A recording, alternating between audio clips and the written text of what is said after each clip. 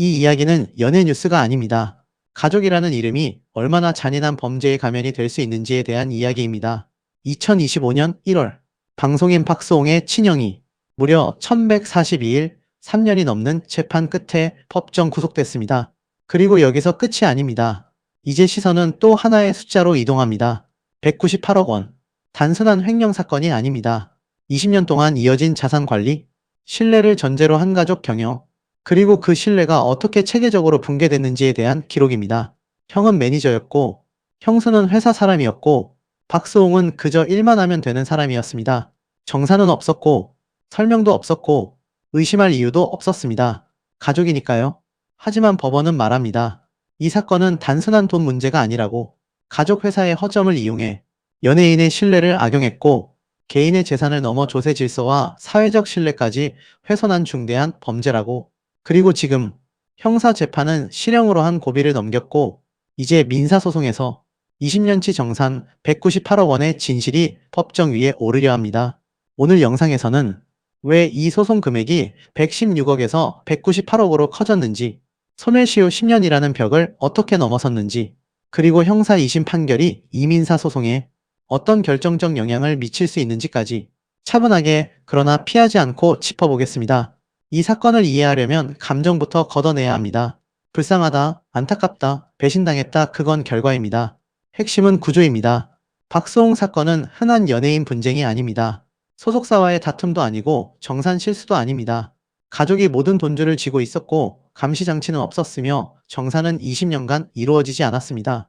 형은 매니지먼트를 전담했고 형수는 회사 운영에 관여했고 법인은 가족 회사였고 박수홍 본인은 일에서 벌어오는 역할에만 집중했습니다. 이 구조에서 중요한 포인트는 단 하나입니다. 계약보다 신뢰가 앞섰다는 것, 서류가 아니라 가족이라는 관계로 운영됐다는 점입니다. 그리고 법원은 이걸 정확히 짚었습니다. 이건 단순한 연애 계약 관계가 아니라 자산 관리에 대한 위탁 관계였다고, 즉 돈을 대신 관리해주기로 한 사람에게 돈을 맡긴 구조라는 겁니다. 그래서 이 사건은 얼마를 빼돌렸느냐보다 언제부터 어떤 권한으로 어떤 방식으로 관리했느냐가 더 중요해집니다. 왜 10년이 넘은 돈까지 다시 계산하게 됐는지, 왜 손해배상 금액이 116억에서 198억으로 뛰었는지, 왜 형사 판결 하나가 민사소송의 판을 뒤흔들 수 있는지, 이 모든 답은 이 서론에 있습니다. 이제부터는 동정도 편도 들지 않습니다. 법과 구조, 그리고 숫자로만 이 사건을 보겠습니다. 여기서 가장 많은 사람들이 착각합니다. 횡령이 2011년부터 2021년까지라며? 맞습니다. 형사사건 기준으로는 그렇습니다. 하지만 민사소송은 이야기가 완전히 다릅니다. 박수홍 측이 법원에 던진 핵심 논리는 단순합니다. 이건 연애 계약 분쟁이 아니라 자산관리 위탁관계라는 겁니다. 무슨 말이냐면 이겁니다. 형은 단순한 매니저가 아니었습니다. 방송 스케줄만 관리한 게 아니라 법인, 자금, 개인 자금, 부동산 취득, 카드 사용, 급여 지급까지 돈의 흐름 전부를 통제하고 있었습니다. 정산을 안 한 게 아니라 정산이라는 개념 자체가 없던 구조였던 겁니다. 그래서 박수홍 측은 이렇게 주장합니다. 우리는 동업 혹은 협업에 준하는 관계였고 그 관계가 종료된 시점에서 20년 전체를 한 번에 정산해야 한다. 이게 왜 중요하냐면요. 보통 손해배상은 소멸시효 10년이 적용됩니다.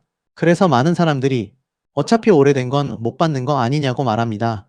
그런데 판례가 다릅니다. 동업자산관리 관계에서 정산을 아예 하지 않고 숨겨온 사실이 드러난 경우 관계가 끝난 시점부터 5년 이내에 소송을 제기하면 그 이전 20년치까지 정산 대상이 됩니다. 박수홍은 이 조건을 정확히 충족합니다. 관계 종료는 2021년, 소송 제기는 그해 7월, 타이밍, 구조, 법리 다 맞아떨어졌습니다. 그래서 116억이 198억이 된 겁니다. 돈이 갑자기 불어난 게 아니라 이제서야 계산이 시작된 것입니다. 이제 다음으로 봐야 할 건 이겁니다. 이 민사소송이 허공에 떠 있는 게 아니라 이미 내려진 형사 2심 판결 위에 올라타 있다는 사실. 다음에서는 왜 형사 재판 결과가 이 198억 민사소송에 치명적인 힌트가 되는지, 그리고 법원이 어떤 지점을 이미 사실로 인정했는지 정확히 짚어보겠습니다. 여기서부터 분위기가 달라집니다. 민사소송은 아직 진행 중이지만 형사 2심 판결은 이미 끝난 이야기입니다. 그리고 이 판결이 그냥 참고 자료가 아닙니다. 사실상 민사 재판의 설계도입니다. 항소심 재판부는 명확하게 선을 그었습니다. 이 사건은 가족 간 다툼이 아니라고, 관리 실수도 아니라고, 신뢰를 악용한 구조적 횡령이라고 규정했습니다. 특히 중요한 대목이 이겁니다. 재판부는 형 부부가 관리하던 자금의 상당 부분이 부동산 등 개인 자산 취득에 사용됐다고 판단했습니다. 즉, 돈의 흐름이 회사에서 개인으로 넘어간 사실을 법원이 공식적으로 인정한 겁니다. 이 한 문장으로 민사소송의 분위기는 바뀝니다. 왜냐하면 민사에서 가장 어려운 게 의도와 기속을 입증하는 일이기 때문입니다. 그런데 형사 2심은 이미 말했습니다. 의도 있었다. 반복적이었다. 규모도 작지 않았다. 그리고 그 결과는 실형이다. 더 중요한 건 재판부가 조세 질서 교란까지 언급했다는 점입니다. 이건 단순히 돈을 빼돌렸다는 얘기가 아닙니다. 법인이라는 틀을 이용해 세금과 회계를 왜곡했고 그 피해가 개인을 넘어 사회로 확장됐다는 판단입니다. 이 판단은 민사소송에서 손해배상 범위를 넓히는데 결정적으로 작용할 수 있습니다. 단순 반환이 아니라 손해, 책임, 불법성의 무게가 함께 계산되기 때문입니다.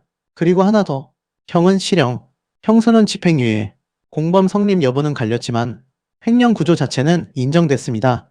이 말은 곧 몰랐다, 남편이 했다, 관리만 했다는 방어 논리가 민사에선 거의 힘을 잃는다는 뜻입니다. 다음으로 볼 건 많은 사람들이 궁금해하는 질문입니다. 과연 이 198억 소송 실제로 다 받을 수 있을까? 아니면 상징적인 숫자에 그칠까?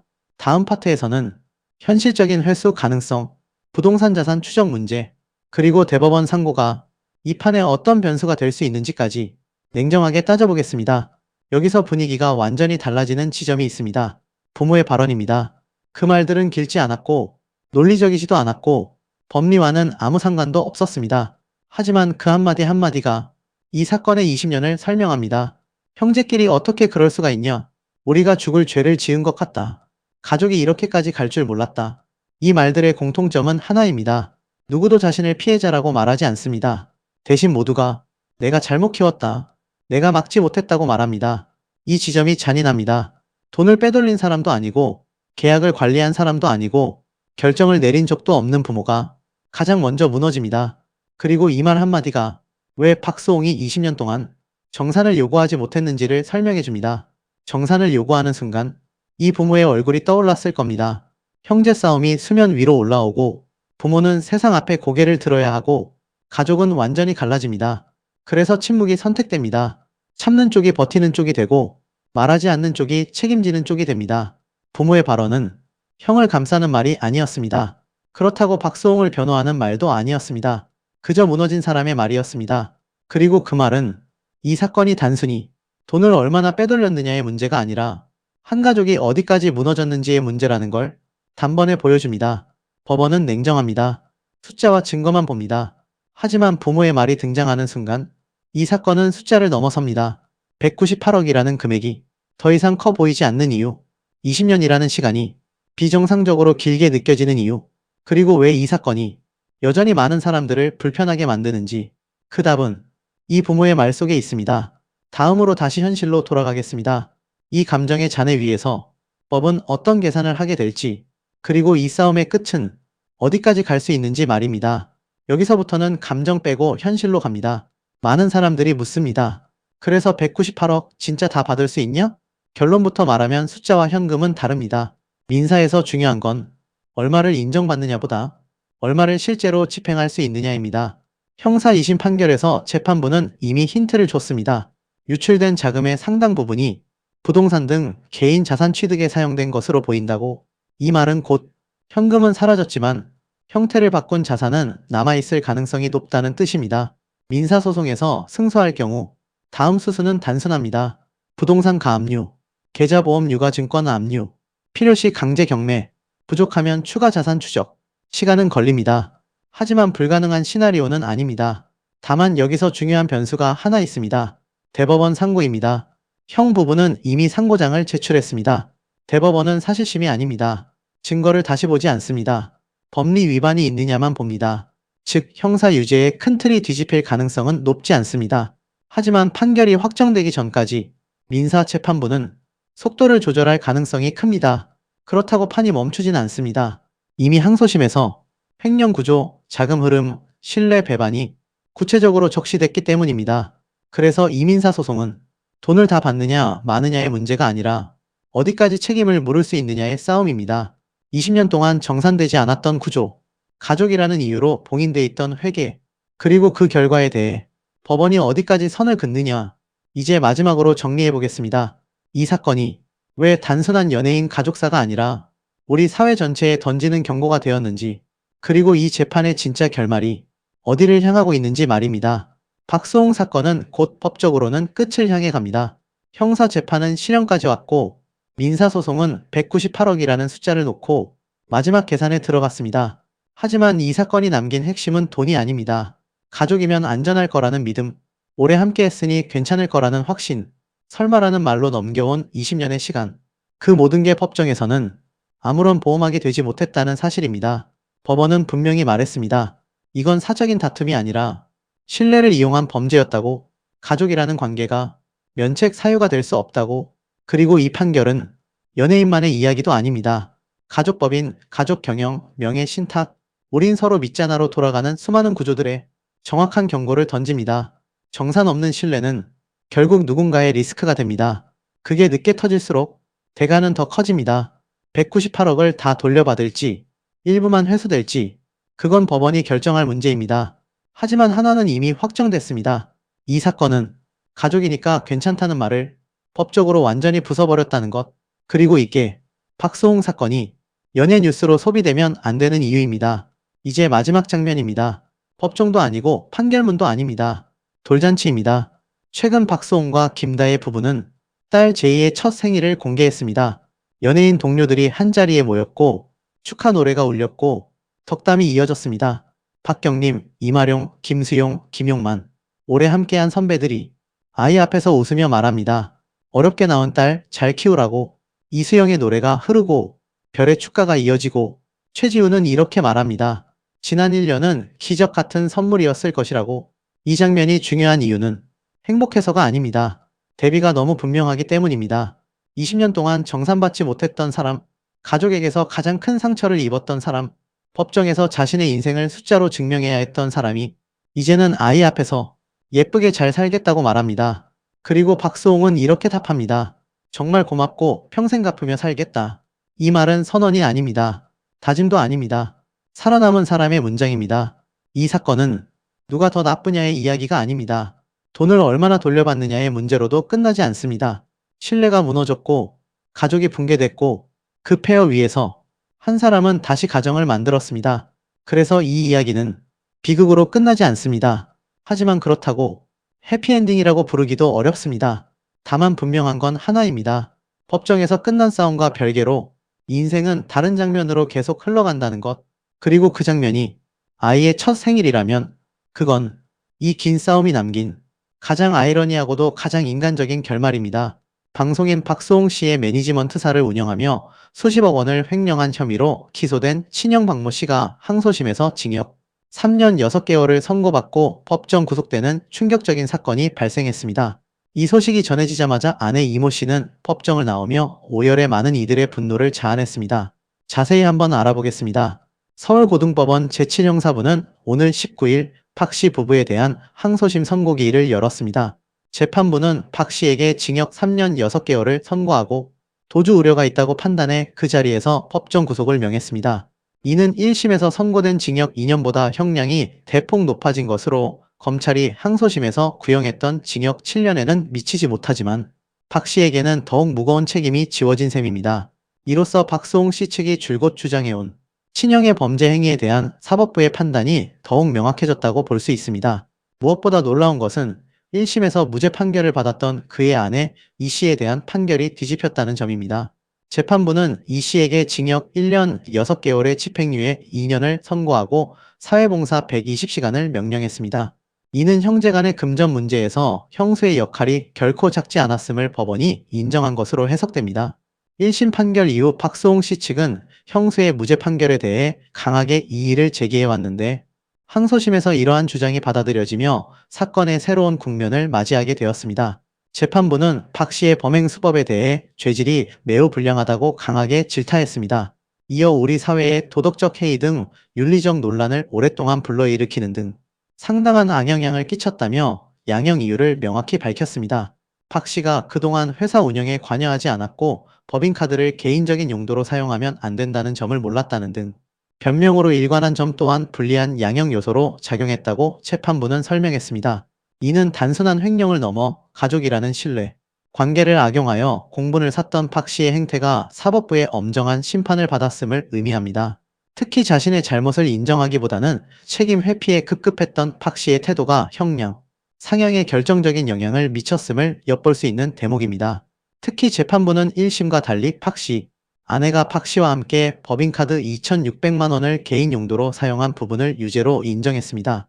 이는 박 씨 부부가 10년간 박수홍 씨의 매니지먼트를 전담하며 회사 돈, 박수홍 씨의 출연료와 개인 자금 등을 포함해 총 62억 원 상당을 횡령한 혐의로 기소된 사건에서 형수의 공모 혐의를 보다 폭넓게 인정한 결과입니다.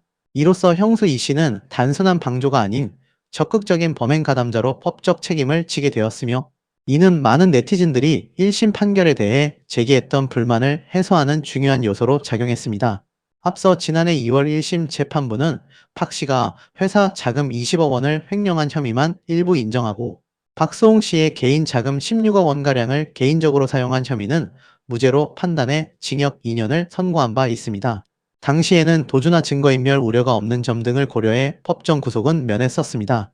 또한 박수홍 씨의 개인 자금을 횡령했다는 혐의와 형수, 이 씨의 공모 여부에 대해서는 증거 부족을 이유로 무죄로 판단했습니다. 1심 판결은 박수홍 씨에게는 물론 사건을 지켜보던 많은 대중에게도 아쉬움을 남겼던 것이 사실입니다. 그러나 항소심 재판부는 이 판단을 완전히 뒤집었습니다. 재판부는 피고인은 유명 연예인의 가족으로서 고소인의 수익을 사적 부를 축적하는 데 사용해 신뢰를 완전히 배반했다고 강하게 비판했습니다. 이어서 도덕적 해이 등 윤리적 논란을 불러 사회에 상당한 악영향을 미쳤다. 피해 회복을 위한 노력이 없고 고소인이 엄벌을 탄원하고 있는 점을 고려할 때 엄중한 처벌이 불가피하다며 형량을 상향한 이유를 밝혔습니다.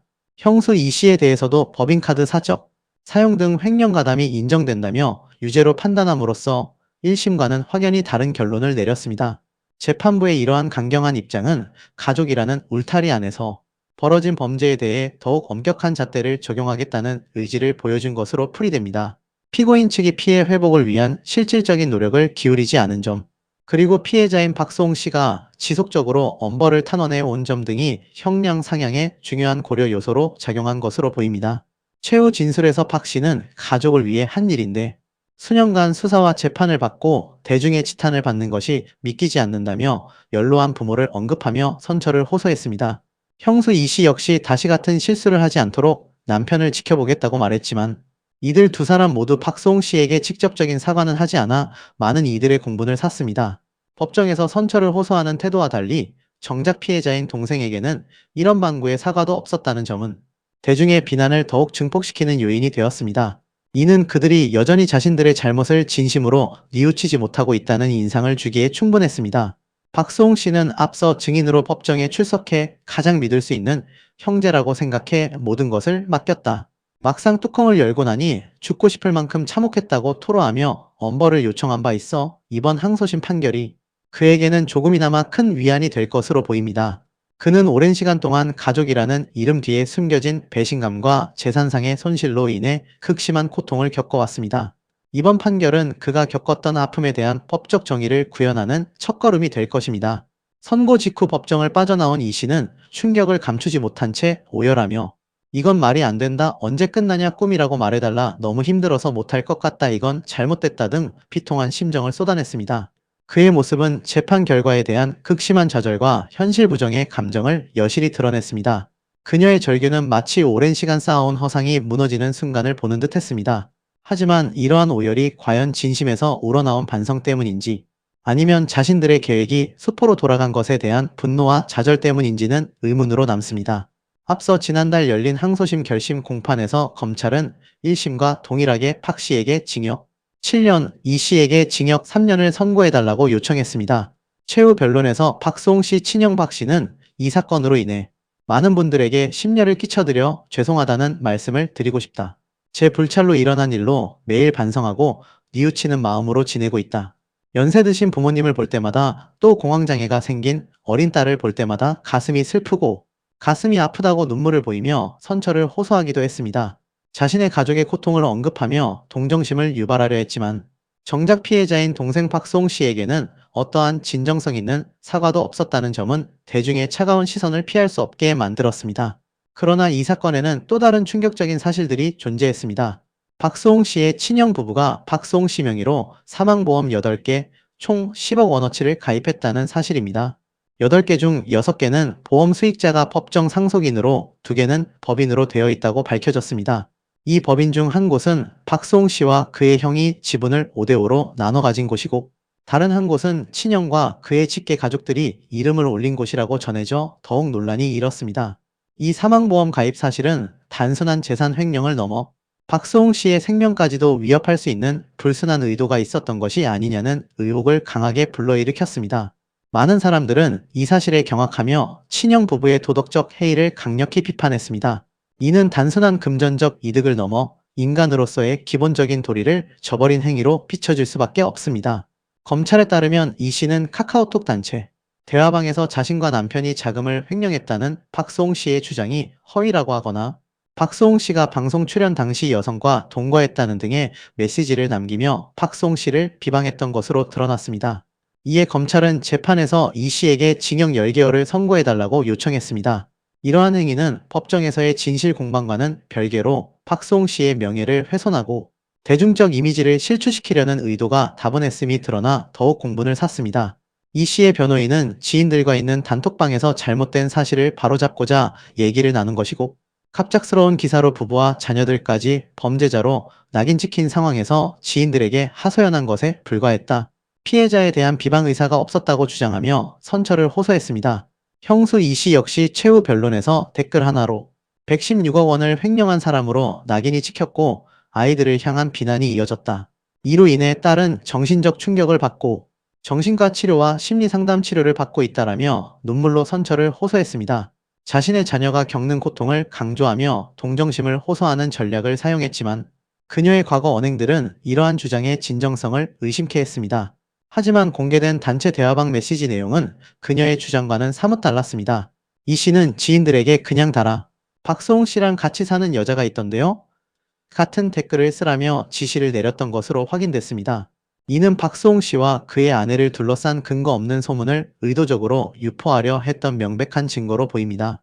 이 메시지는 이 씨가 단순한 하소연을 넘어 박수홍 씨를 향한 악의적인 여론 조작을 시도했음을 분명히 보여줍니다. 더욱 논란이 된 건 이 씨의 메시지가 단순 비방을 넘어선 치밀한 계획의 일부였다는 점입니다. 이 씨는 부동산 문제로 먼저 터트리려 했는데 약하다더라. 그냥 진흙탕 싸움으로 가야지 뭐. 최고로 올라가라 해. 그래야 떨어질 때 스릴 있지라고 말했습니다. 여기에 지인들은 추락할 땐 피똥 쌀 듯이라며 동조하는 모습까지 보여 많은 이들에게 충격을 안겨주었습니다. 이러한 대화 내용은 이들이 박수홍 씨의 명예와 삶을 파괴하려는 악랄한 의도를 가지고 있었음을 여실히 드러냈습니다. 단순한 감정적 대응이 아니라 박수홍 씨를 궁지로 몰아넣기 위한 치밀하고 악의적인 공작이 있었음을 시사하는 대목입니다. 이러한 상황에 대해 네티즌들은 분노를 감추지 못하고 있습니다. 많은 이들은 드디어 정의가 실현됐다. 박수홍 씨가 그동안 얼마나 힘들었을까요? 가족이라는 이름으로 당한 배신감은 상상조차 할 수 없다. 어떻게 가족에게 저렇게 잔인할 수 있지? 사람의 탈을 쓰고 할 짓이 아니다. 형수까지 유죄라니 이제야 사필귀정이다. 돈 때문에 피눈물을 흘린 박수홍 씨에게 사과 한마디 없는 게 가장 화가 난다. 끝까지 반성 없는 모습에 분노를 금할 길이 없다. 사망보험까지 가입한 걸 보니 정말 소름 돋는다. 인면수심이라는 말이 딱 어울린다 등의 격앙된 반응을 보였습니다. 특히 돈은 박수홍이 다 벌었는데 왜 형이 그렇게 동생 등골 빼먹고 사는 게 당연한 줄 알았나 보다라며 박수홍 씨의 재산 형성 과정에 대한 의문을 제기했던 과거의 공분이 다시금 터져 나왔습니다. 1심 판결에 대한 불만과 형수에 대한 무죄 판결에 대한 비판적인 의견이 많았던 만큼 이번 항소심 판결에 대해 네티즌들은 대체로 환영하는 분위기입니다. 그들은 이번 판결이 사법 정의를 바로 세우고 유사한 사건이 재발하는 것을 막는 중요한 선례가 되기를 바라고 있습니다. 이번 사건은 단순한 가족 간의 금전 문제가 아니라 신뢰를 배반하고 한 개인의 삶을 피폐하게 만든 비극적인 이야기로 우리 사회에 큰 경종을 울리고 있습니다. 박수홍 씨가 잃어버린 시간과 마음의 상처는 돈으로 환산할 수 없을 것입니다. 오랜 시간 동안 그가 겪었던 정신적, 육체적 고통은 그 어떤 금전적 보상으로도 온전히 치유될 수 없습니다. 그럼에도 불구하고 이번 판결이 그에게 조금이나마 위로가 되고 앞으로의 삶을 치유하고 다시 일어서는데 도움이 되기를 바랍니다. 또한 이번 사건이 가족의 소중함과 올바른 재산 관리의 중요성, 그리고 무엇보다 인간으로서 지켜야 할 최소한의 도리를 다시 한번 일깨우는 계기가 되기를 바라봅니다. 앞으로 박소홍 씨가 잃었던 행복과 평화를 되찾고 아내와 함께 진정한 행복을 누리기를 많은 국민들이 응원하고 있습니다. 우리는 이 사건을 통해 가족이라는 이름 뒤에 숨겨진 어두운 그림자를 직시하고 이러한 비극이 다시는 반복되지 않도록 사회 전체가 함께 고민해야 할 것입니다. 지난 주말 윤정수 씨의 결혼식이 진행된 가운데 절친으로 알려진 박소홍 씨의 참석 여부에 시선이 쏠리고 있습니다. 동료들의 축하 속 박소홍 씨의 SNS는 조용한 상황인데요. 공개된 사진에서도 박소홍 씨의 모습을 찾아볼 수 없어 참석 여부가 눈길을 잡고 있습니다. 앞서 윤정수 씨는 박소홍 씨와의 불화설을 겪고 해명에 나선 바 있습니다. 지난 2022년 박소홍 씨 결혼 당시 참석하지 않아서였는데요. 이에 윤정수는 배우 김수미와 함께하는 촬영 스케줄이 잡혀 있어 불가피하게 현장에 함께하지 못했다. 박소홍 손절설에 어이가 없었다. 살림의 보태라고 축의금을 두둑하게 보냈다고 밝혔습니다. 또한 박소홍 씨와의 채무 문제도 없다고 선을 그었는데요. 이런 해명에도 이번 결혼식에 박소홍 씨의 모습이 보이지 않자 누리꾼들의 의문이 커져만 가고 있습니다. 서로의 결혼식에 불참한 이유가 있지 않겠냐는 조심스러운 의견이 돌고 있습니다.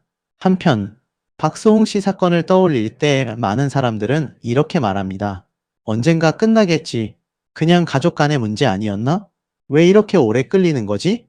하지만 이 사건을 깊게 들여다보면 겉으로 보이는 것보다 훨씬 더 복잡하고 넓은 층위가 있습니다. 이건 단순한 가족 간의 갈등이 아니고 단순한 돈의 문제가 아닙니다. 한 사람이 평생을 걸어 쌓아온 신뢰와 성실함, 그리고 그 모든 기반이 무너져 내린 순간부터 하나씩 다시 되찾아가는 과정입니다. 그리고 이 과정은 여전히 끝나지 않았습니다. 오히려 지금부터가 진짜 핵심입니다. 오늘 영상에서는 이 사건을 조금 더 차분하게 그리고 인간적으로 깊게 들여다보려 합니다. 처음 민사소송이 시작된 2021년부터 최근 항소심 구형, 그리고 확대된 민사소송 금액 198억 원, 그리고 앞으로 어떤 변화가 예상되는지까지 풀어가 보겠습니다. 박소홍 씨는 30년 넘게 방송에서 활동해 왔습니다. 그리고 그 시간 동안 항상 조용하게 묵묵하게 살아왔던 사람입니다. 화려한 이미지의 연예인이라기보다 꾸준하고 성실한 사람이라는 인상이 더 강하죠.